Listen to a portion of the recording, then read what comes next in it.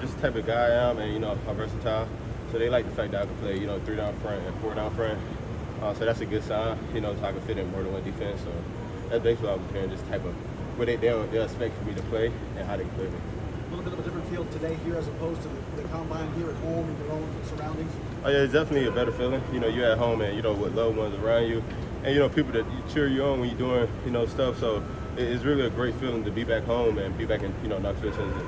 What do you think your 40 time did for you at the combine, and what's been the reaction you've gotten from teams about that time?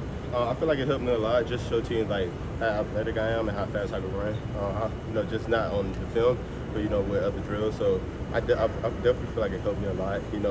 Just in perspective where how teams want to play me in the defense. They want me to drop. They know I could cover the flash. I could catch up with guys probably that run on wheel route. So it's definitely helped me a lot. What were some of the best compliments you got about your playing days at Tennessee? Just the type of guy I am. My motor, compliment me on my motor and my speed. I never stop running, so they love the fact that I'm the type of guy that hustles. I'm an effort guy. I'm not selfish, and so those type of compliments, I've been getting like being a team guy mostly.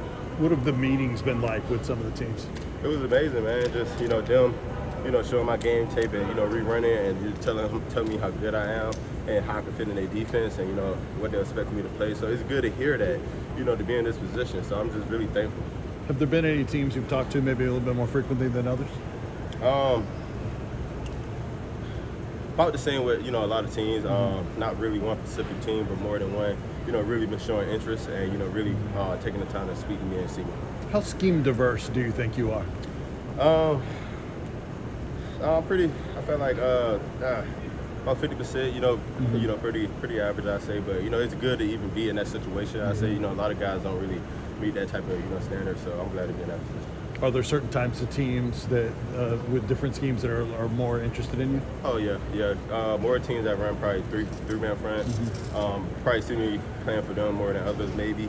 But all the teams really showing great interest. But just hearing from those guys really means a lot to them. So. Do you ever envision where you came from to be here on this stage, doing the draft combine, after working at Dollar General?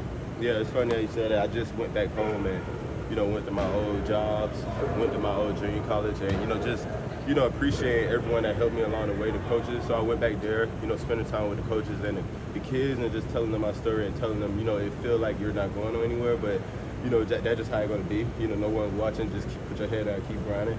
And just going back to Dollar General and talking to them, going back to my old jobs, and it really means a lot, and I'm so grateful. So I'm never gonna forget where I came from. I'm a humble guy, so it's amazing.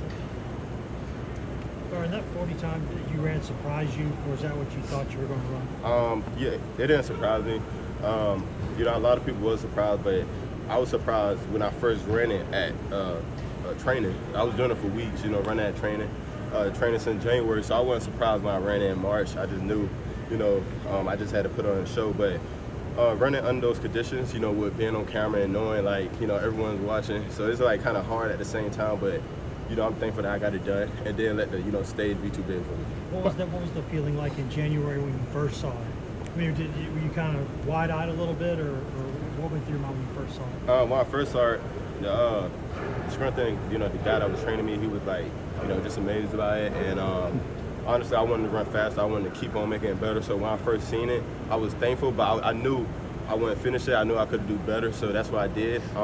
That was my personal best when I ran at the combine. So I definitely improved what I did from day one. So I was just happy to do that. It wasn't just your 40. I mean, pretty much all those drills you did at the combine, you really showed out really well. How much time and effort did you put in preparing for each of those? I put in a lot, man. We were working out about 3 times a day, Monday through Saturday.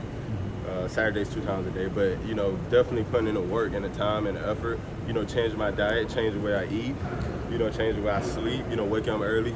So being dedicated and being committed to something I really want. So when it happened, I wasn't surprised. I was just thankful that I kept on going and didn't give up. So. Last question. You're close to Jalen and Kind. Did you give him any track talking at all after you ran a 4.43 and he ran a 4.4? Oh, definitely not. I actually didn't see him after that, but no, I wouldn't. That's a fast time regardless. Don't matter who ran it. you know, it's just the fact that, you know, I'm thankful that I could be there with my teammates and see him run fast. You know, see him and Tillman run fast, you know what I'm saying, and Darnell, you know, JV. So, you know, it definitely is a blessing to be around them group of guys and just watch them put on a show with you. So I was just happy to be there with them. Thanks, Byron. Appreciate it.